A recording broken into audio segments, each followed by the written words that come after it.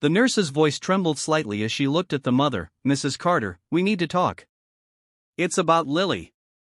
The mother's hands tightened around her purse, her eyes darting toward the small bathroom down the hall where her 8-year-old daughter stood nervously holding her teddy bear.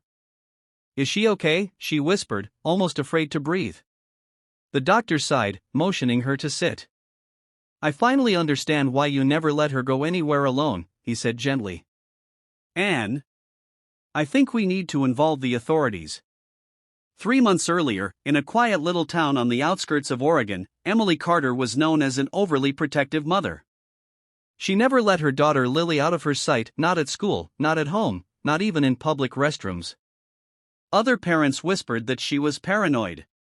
Teachers politely complained that Emily's presence made Lily socially withdrawn.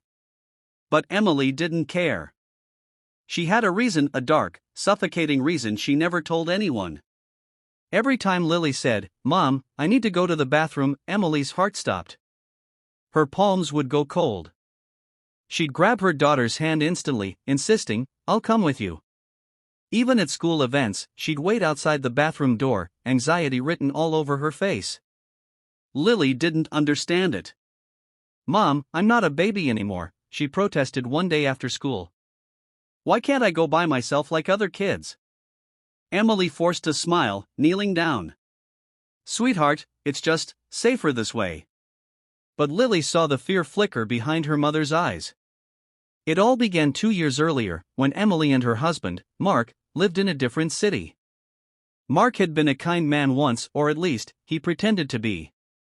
He was charming to everyone, a loving husband on the outside.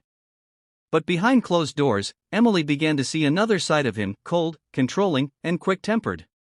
The first time he yelled, it was over something small. The second time, he threw a plate. By the third, Emily was afraid to even speak.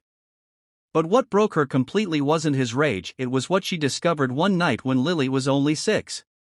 Lily had come out of the bathroom crying, whispering that "Daddy scared me." Emily's blood ran cold. When she questioned her husband, he brushed it off with a laugh. But the fear in Lily's eyes told a truth Emily couldn't ignore. That night, she packed a bag, took Lily, and ran. For 2 years, Emily built a new life in a small town. She changed their last names, enrolled Lily in a new school, and tried to pretend they were safe. But the trauma lingered. Lily grew quieter, afraid of shadows. Emily's anxiety turned into obsession. She couldn't let her daughter out of sight, not even for a moment. At night, she'd lock all doors twice.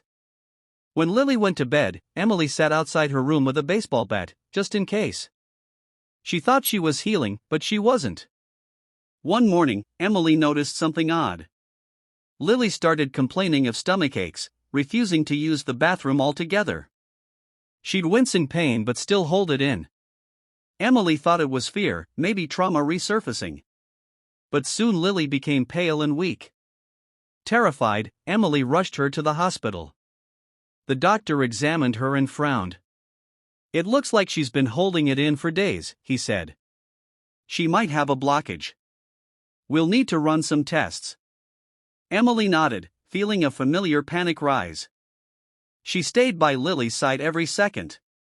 But when the nurse asked Lily to go to the bathroom for a sample, Emily refused to let her go alone. "It's okay, Mrs. Carter," the nurse said softly. "She'll be fine." "No," Emily said firmly, voice shaking. "I'll go with her." The nurse hesitated but allowed it. Inside the bathroom, Lily looked embarrassed. "Mom, please. Can you wait outside just this once?"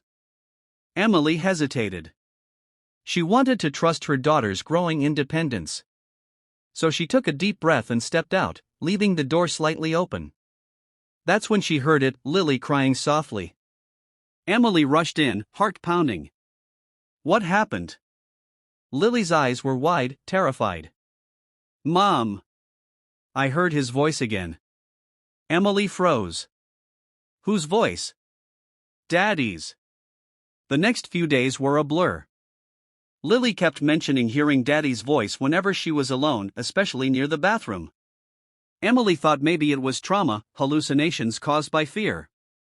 But the doctor wanted to run psychological and neurological tests to be sure. When the MRI results came back, Dr. Hayes called Emily into his office, his face grave. "Mrs. Carter, I think there's something deeper happening," he began carefully. "Lily isn't just imagining things. Her fear responses are off the charts, even when she's not consciously aware of danger. It's as if her brain has been trained to expect something bad, specifically when she's alone." Emily's lips trembled. "She's been through so much, her father." The doctor raised a hand gently. "That's not all. During one of her anxiety scans, she started trembling and whispering words that sounded like her father's voice. It's a form of trauma echo, her brain replaying what happened during abuse." Emily's stomach turned. "So, every time she's alone, she relives it," the doctor finished softly. "That's why she hears his voice. That's why you can't let her go alone. It's not just your fear. Her mind is trapped in that night." The truth shattered Emily. She broke down, sobbing as she held her daughter's small hand. Lily looked up at her with watery eyes and whispered, "Mommy, is Daddy gone for real?" Emily nodded, tears spilling down her cheeks. "He can't hurt you anymore, baby. Ever." But inside, she knew it wasn't over. The ghosts of trauma don't vanish overnight. They linger in memories, in quiet moments, in the echo of a child's fear. So Emily did something brave. She started therapy, both for herself and Lily. Slowly, painfully, they began to face the past together. Emily learned to let go, bit by bit.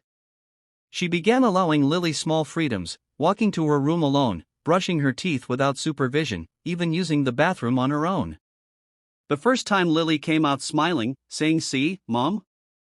I'm okay," Emily finally felt something she hadn't in years: hope. 6 months later, Lily stood on the school stage, reading a poem she wrote for Mother's Day. Her voice was clear, her smile bright.